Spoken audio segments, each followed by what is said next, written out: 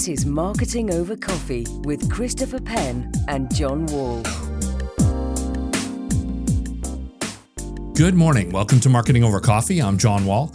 Today we are talking to Frank Kabatas. He runs East Village Pizza, which is funny. On the tagline I got, it said, in the competitive New York City pizza market. That is the greatest understatement of all time. I think New York City pizza market is like the Super Bowl of pizza. It doesn't get more combat ready than that. But thanks for joining us today, Frank. Thank you very much, and thanks for having me. Pleasure. How did you get into the pizza industry? Let's start there. How did this become part of your life? How did I get into the pizza industry? Very strange. I got here in 1997 from Turkey. My background is Turkish. When I got here in 1997, I did not know what I need to do. And before that, I never had pizza. I never even ate pizza. I never had pizza. I never worked in a pizza shop. My family has nothing to do with it. But once I got here in United States, I got in New York, and I'm still in New York. I was like, what should I do? I have to do something that is not only a job. It has to give me something craft, something artisan that I can keep going on. I ended up working in East Village Pizza, the pizzeria that I own right now, because my brother was working there. After I worked there about 6 months, I did delivery with a bike and then, making bucks and preparation. I did barely speak English at the time when I got here, very, very little words. And I got fired after 6 months. But in that 6 months, I started going to school in Long Island University on DeKalb Avenue. Because I had to learn English. I knew that I had to learn English. So I went to the school for 2 years and a half year, 6 months for computer science, but I dropped. I needed the money. That's a little quick brief about it. So I had to work. I desperately needed a job. I don't have no luxury to choose from here to there. I was 23 years old. And I said myself, I need something craft. I need an artisan things that I could do all my life because I'm here. I don't want to spend time doing part-time jobs or little jobs that from one there, one here, one here. I have to have something in my hands to keep going on, to ability, talents, whatever you call it. So I ended up working in East Village Pizza. When I started working in East Village Pizza, I was like, I can do it. I know I'm doing deliveries right now. I know I'm doing pizza boxes, making prep, but I can actually do these things for sure. I took it from there. Even though I got fired, I went to West Side to work in a different pizzeria. The only hard thing was for me to find a job because I didn't speak English. The guy who hired me in West Village that I worked for him for 2 years, John, I asked him, I need a job. He goes, okay, I need someone come work, but I didn't understand what he said because he was too fast. If he was like slow, I would probably understand a little bit. But I looked at his face. He knew that I didn't understand. He grabbed my arm, took me behind the counter, and then here is the job, work. I worked for him for about 2 years that I have learned a lot from him about pizza. That place, I started making pizza. I was working about 12, 13 hours, sometimes more. And then I was going to school for 5 days, for 4 hours a week. And my train commute was taking about an hour from here to from West Side to Avenue J in Brooklyn. So I had like 4 or 5 hours sleep daily basis in about I'm not going to exaggerate, but almost 2 years, maybe more. Okay. That's how my pizza journey started. I didn't choose it. I could say I had no choice.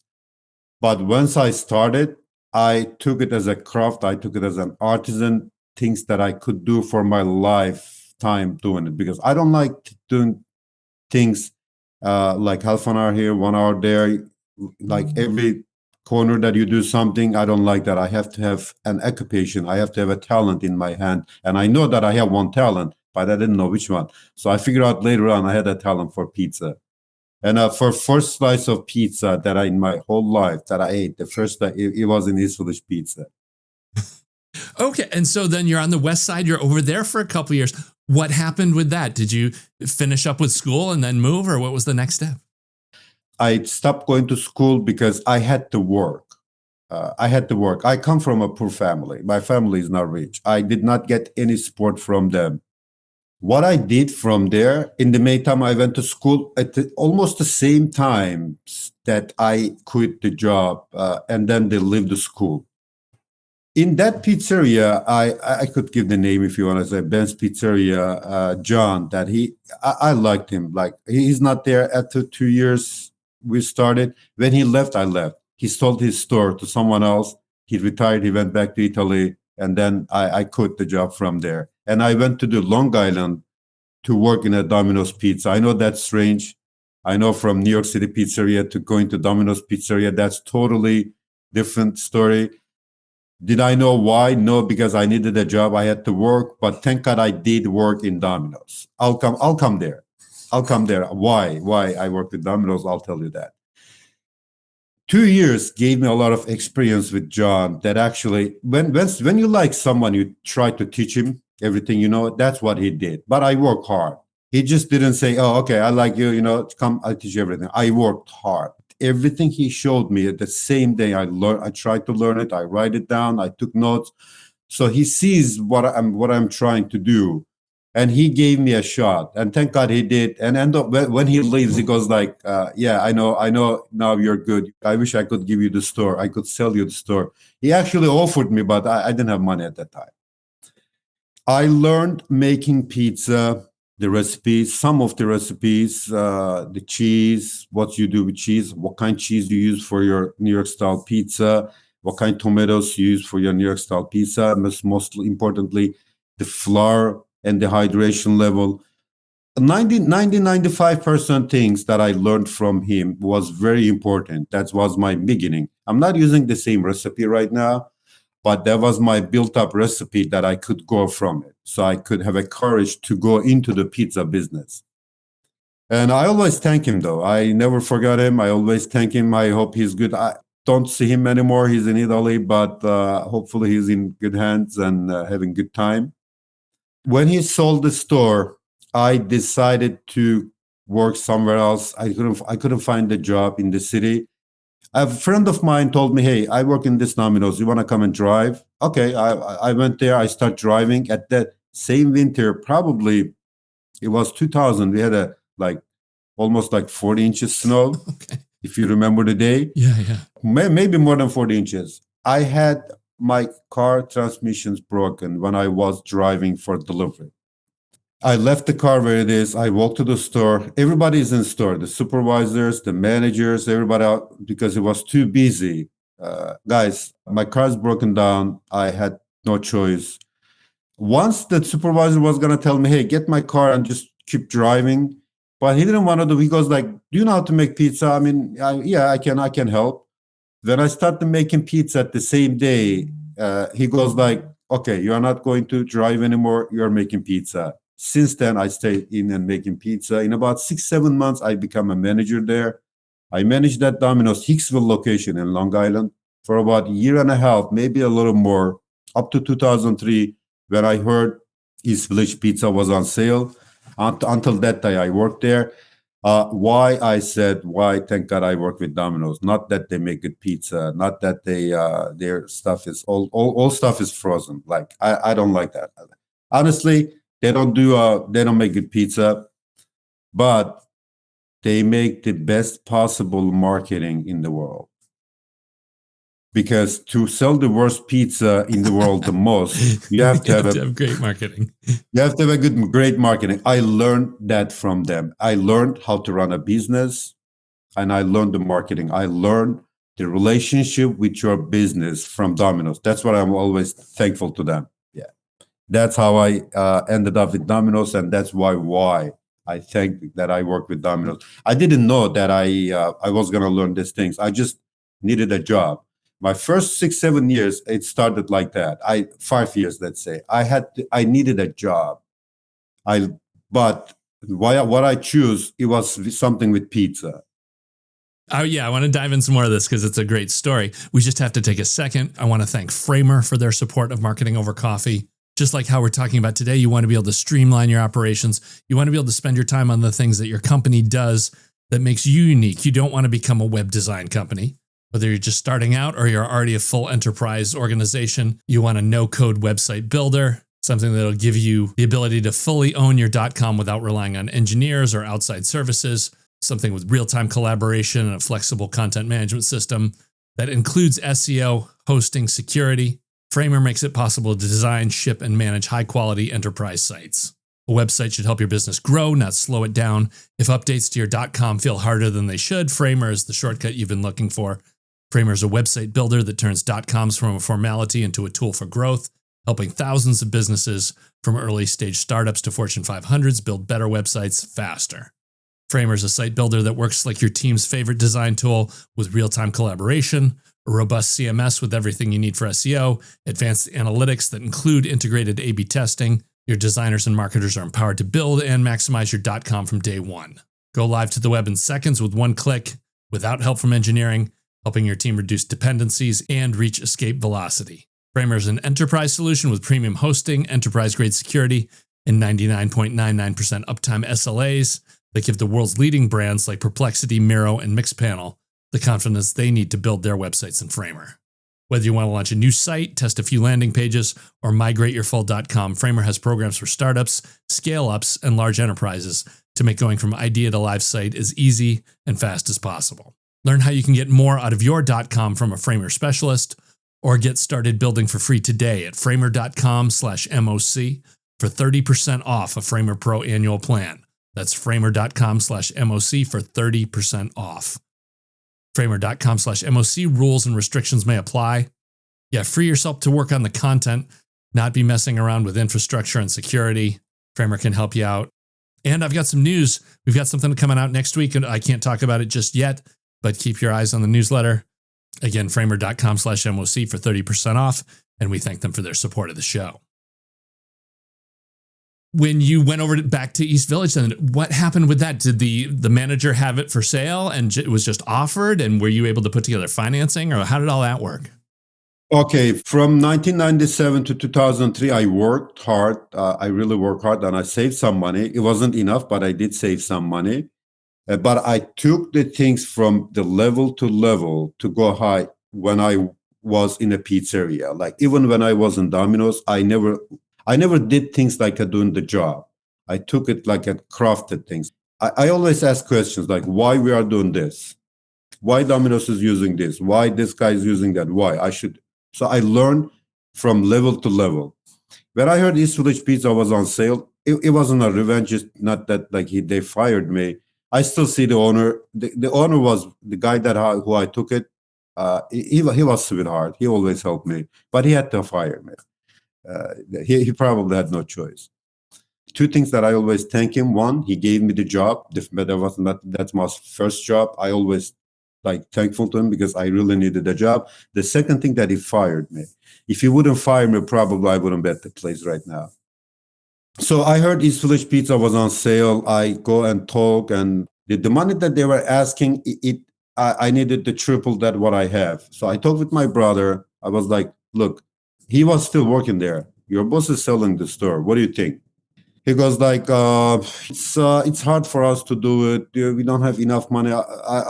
Then mostly when he talks, I cut him off. Look, listen, don't think about the money. Don't think about this. Do you think we could do it? I know I could do it, but do you think you could do it? Do you think you want to be the partner here? We could run it as a family business. He's scared. He's not like, he didn't have courage, but I pushed him. And he said yes. When I do things, I mostly think the way that what I need to do. I don't think things negatively. Like, what's going to happen after I got it? I don't know. Nobody asked me to come to this world, but thank God I did come. So we don't know what's going to happen tomorrow. So to live a life, I know it's real strange, but nobody asked me to come to the world, right? But I always say, thank God I did come. Thank God I did come. Like I'm so happy. I have no complaint at all. So the same philosophy that I think with pizzeria. After we buy the pizzeria, what's going to happen? I don't know. I don't know. Nobody knows. Nobody can know what's going to happen tomorrow. So I did push him a little harder. So we decided to get it. We made the deal. I borrowed some money from my aunt from Turkey. that probably second person that I'm thankful to him all my life, because he lended me about like 15K. That was a lot of money in 2003. And without any question. And I got I borrowed some money from friends. And then I made up the money.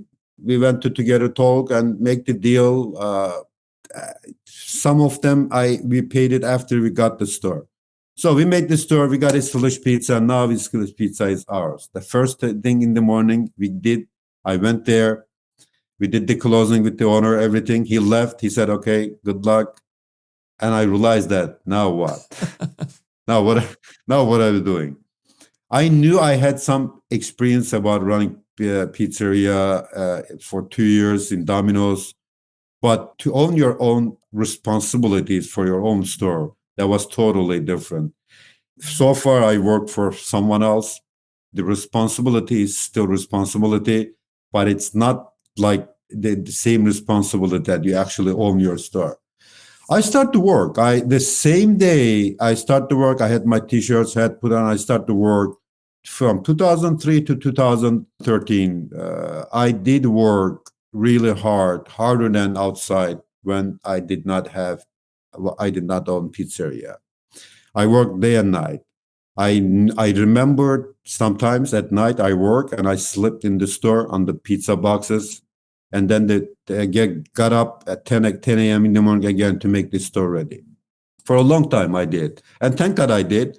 I know that the hard work pays you back, which I did. In the meantime, I changed all the recipes in East Village Pizza. They used to have a lot of things like dinners, a lot of food items. I took them off the menu, and I put my own recipe. I like doing that. I like changing things the way I know. And thank God I did. It did help a lot. And I focused on the pizza, a New York style pizza that actually gives me more courage to create and craft some other pizzas that actually can offer to the customers. Okay, we want to talk about how you created East Village's signature menu items and, of course, Instagram. But before we do, we want to thank NerdWallet for their support of Marketing Over Coffee. Running a small business is tough, and when it's time to get a loan, it can feel impossible to find a lender you actually trust. Big banks say no, the internet full of sketchy offers with sky-high rates and fine print you can barely read. Whether you need help covering payroll, managing cash flow, or investing in growth, like buying a pizza shop, you deserve better. That's why I recommend the small business marketplace Fundera, powered by NerdWallet. It's a free, easy-to-use platform that lets you compare real financing offers from trusted lenders all in one place. What I like is you don't need perfect credit to get started, no spam, no bait and switch, just personalized options that fit your business needs. Yeah, I wish we had this when I was doing rounds of funding. There's no greater headache than struggling to make payroll. You talk about stressing yourself out. Imagine being able to take care of that quickly and easily. And here's the best part. For a limited time, when you visit nerdwallet.com/MOC and fill out the no obligation form, you'll get VIP treatment and talk with a real person who knows all the ins and outs of small business lending. Don't risk your business on unreliable lenders. Go to nerdwallet.com/MOC to find the funding you deserve. Fundera Incorporated, NMLS ID number 1240038. Yes, make your life easier. Again, nerdwallet.com/MOC, and we thank them for their support of the show.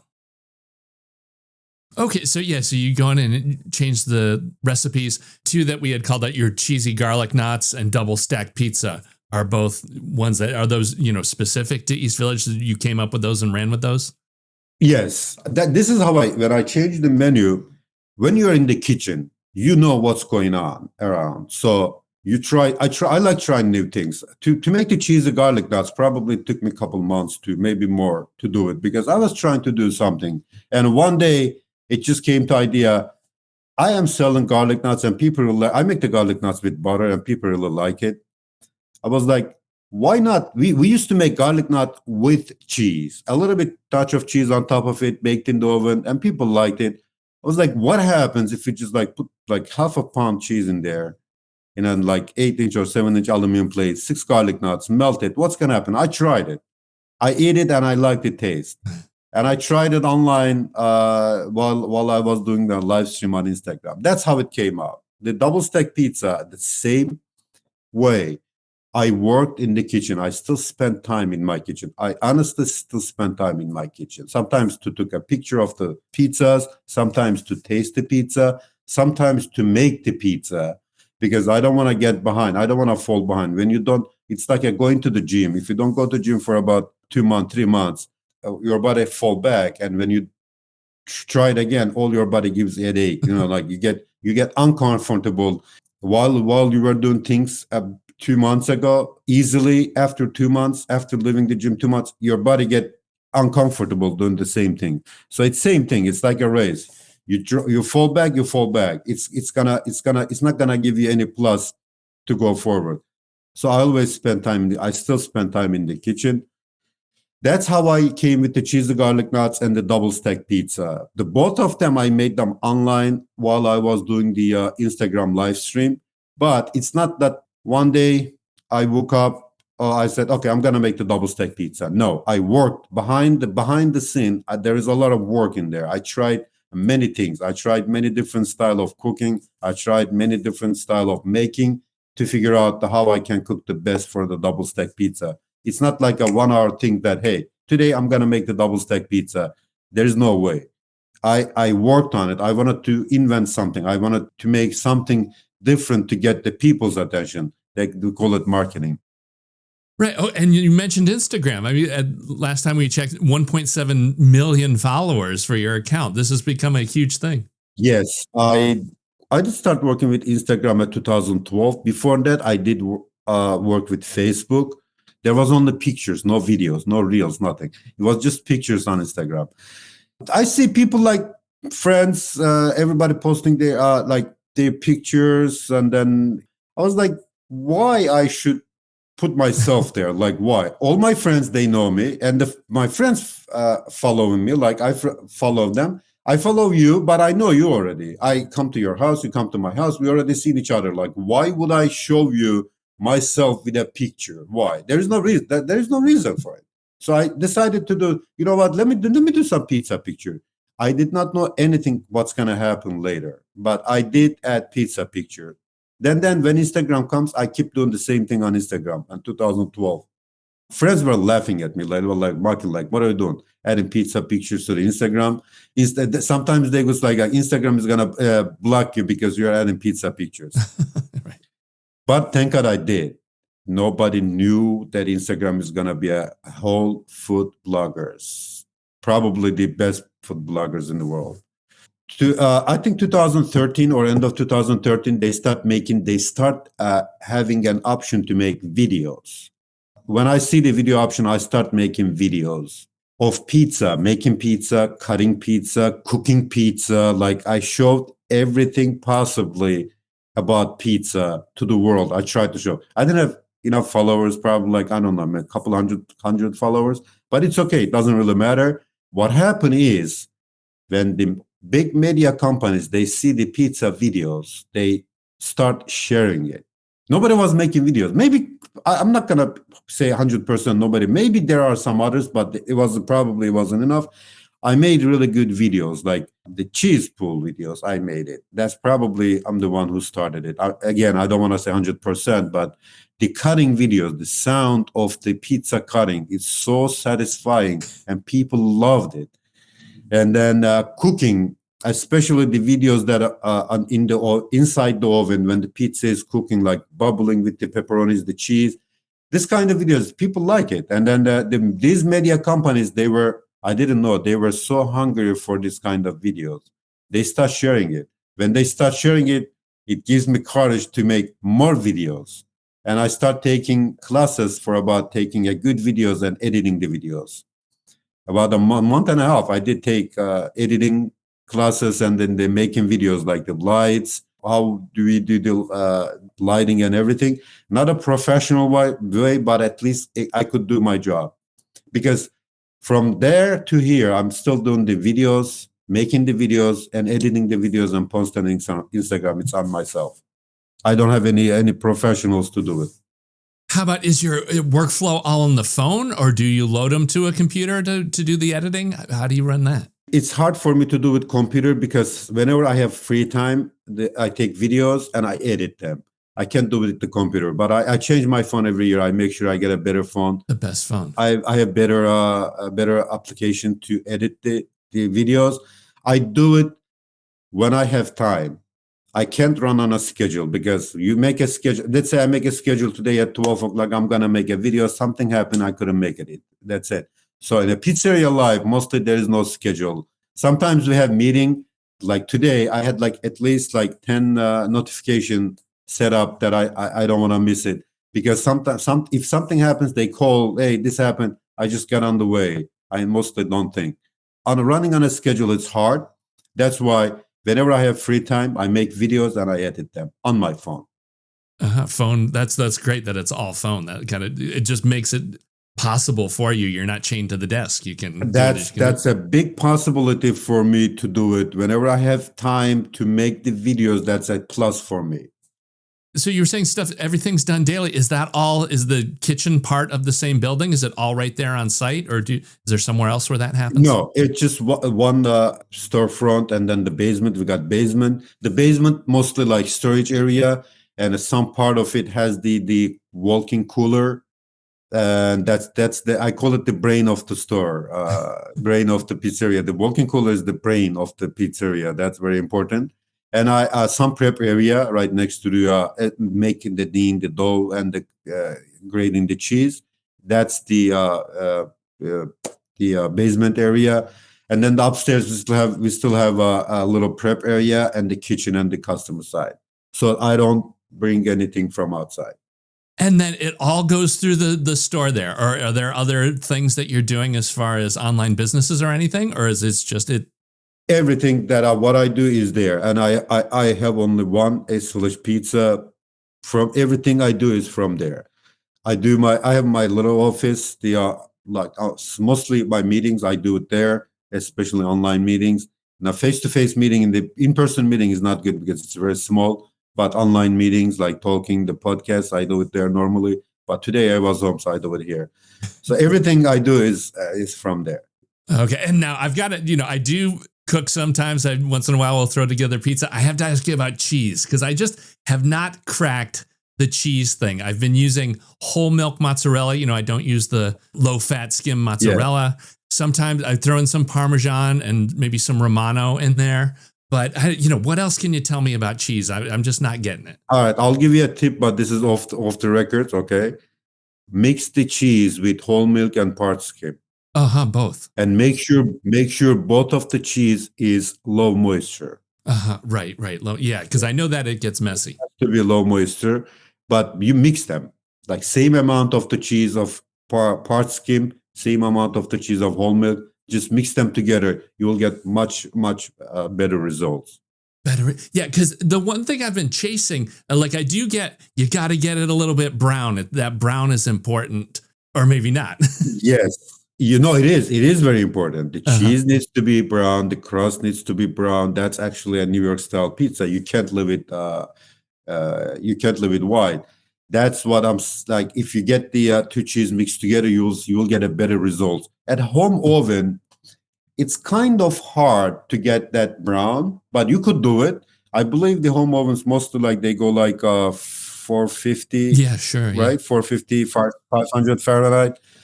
So 450 to 500 Fahrenheit is good enough to do. Well, what you need to do is turn the oven on about an hour before. Yeah, let it really warm.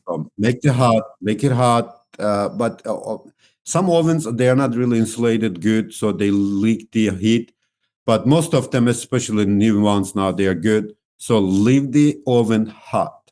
Make sure it's hot. And if you can have a stone, if you can buy a stone from outside, the pizza stones, leave it in there. And that'll hold the heat. That's hold the heat. Then you could just put the pizza on the stone. Make sure the stone is a little bigger than what the pizza you're making. Because if it's not, you can mess the oven up when you, from the pedal, when you add the pizza to the stone, it'll mess up around. The bigger stone, it could be round or square, doesn't matter. Just leave it on the oven and put the pizza there. You will get a better result. 100% better result for cheese, and the cheese needs to be brown, including the bottom and the crust. And the other thing that I've been chasing is like sometimes I get a taste of a sharpness to the cheese. I mean, almost like it's a cheddar sometimes, but it's weird. Even when I go to pizza joints, I don't always taste that. So is there a lot of difference in the cheese? Yes, there's a lot of different. Using the cheese is different. The cheese that brand is using, you're different. Like I use Grande brand. They really have good texture. They really have good cheese. Before this, I tried a lot of cheese. There's good companies that they make cheese. I tried probably like at least 10, maybe a little less companies that make cheese. I ended up using Grande because honestly, they make the best cheese. I could say it's in my opinion. I don't want to say 100%. And that is not gonna give you any weird taste if you cook it in the right way. If you don't cook the cheese, if you do not cook the cheese enough, you will get the taste that you're that weird taste you were talking about. You have to cook it good enough, and don't scared. Just cook it. The pizza crust and the cheese needs to be more than brown, a little bit like the darker side. We are not selling bread. We are selling pizza. It needs to be a little bit brown, more than brown. The cheese and the crust. Okay, well, we'll give that a shot. Now, how about for you? You're like in this every day and you're on the cutting edge. So what's happening now that you're looking at, today and in the next year? Like, what's changing things? What's on your radar? Stuff you're trying, you're I'm paying still attention in my kitchen. I like playing with my dough. I'm still in my kitchen, and July 20 or maybe August, I don't know exact date. We are gonna launch in Dubai. That's actually my goal, that I have a pizzeria in every city in every biggest city in the world, like maybe 6, 7 of them.